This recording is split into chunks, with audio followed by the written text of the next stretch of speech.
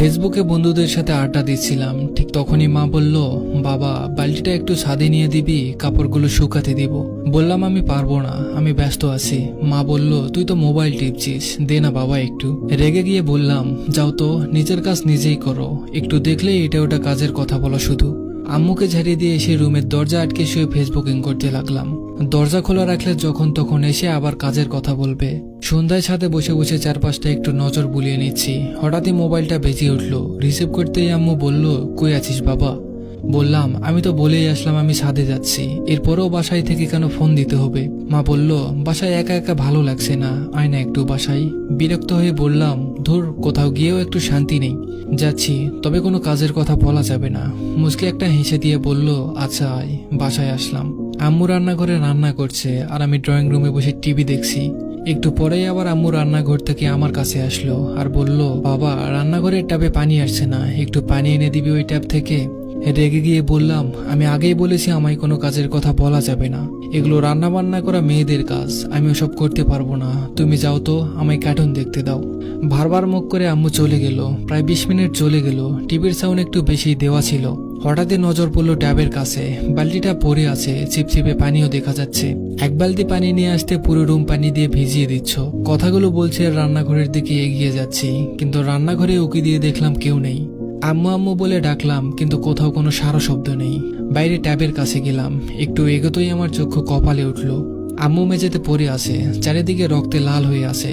দৌড়ে আম্মুর কাছে আসলাম। আম্মু, কি হয়েছে তোমার? আম্মু, কথা বলো। কি করব কিছুই মাথায় আসছে না।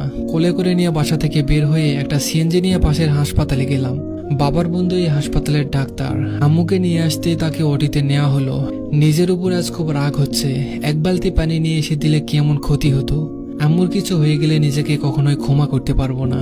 একটু পরেই একজন নার্স এসে একটা কাগজ ধরিয়ে দিয়ে বলল, এগুলো নিয়ে আসুন তাড়াতাড়ি। আমি দৌড়ে ডিসপেন্সারিতে গিয়ে ওষুধগুলো নিয়ে আসলাম। আমি এসে দেখি ওবায়দুল আঙ্কেল ওটির বাইরে দাঁড়িয়ে আছেন। আঙ্কেলকে বললাম, আম্মুর অবস্থা কেমন এখন? আঙ্কেল বললেন, তোমার আম্মুর অবস্থা খুব খারাপ। তোমার আম্মুকে আমি গত সপ্তাহে বলেছি ভারী কাজ না করতে, কিন্তু কে শোনে কার কথা? শরীর একেবারেই দুর্বল, পড়ে যাওয়ার জন্য অনেক রক্ত বেরিয়ে গেছে। বললাম, যত রক্ত দরকার আমার শরীর থেকে নেন, আমার সব রক্ত বের করে নেন। আঙ্কেল বলল, আমাদের ব্যাংকে কিছু রক্ত ছিল, সেগুলো দিয়েছি, কিন্তু শরীর রক্ত নিচ্ছে না। তুমি নিয়ে আসতে অনেক দেরি করে ফেলেছ। কষ্ট হলেও বলতে হচ্ছে, এখন সবকিছু উপরওয়ালার হাতে, আমাদের করার কিছুই নেই। তবুও ডাক্তাররা শেষ চেষ্টা করছে। চোখের পানি মুছতে মুছতে বললাম, প্লিজ আঙ্কেল, এমন বলবেন না, আমার আম্মুকে বাঁচিয়ে দেন। আমার কথা শেষ না হতেই সাদা কাপড়ে মুড়িয়ে একটা নিতর দেহ নিয়ে নার্স বেরিয়ে আসলো। একজন ডাক্তার এসে আমার কাঁধে হাত রেখে বলল, তুমি নিয়ে আসতে অনেকটা দেরি করেছো, নয়তো তাকে বাঁচানো যেত।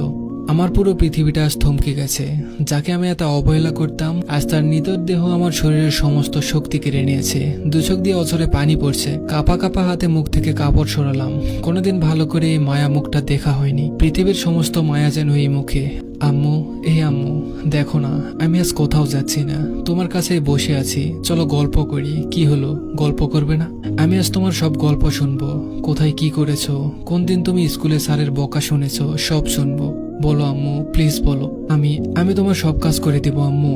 একবার কথা বলো আম্মু। তুমি ছাড়া আমায় বাবা বলে কে ডাকবে বলো? আম্মু, এই আম্মু, তুমি না আমার মেয়ে?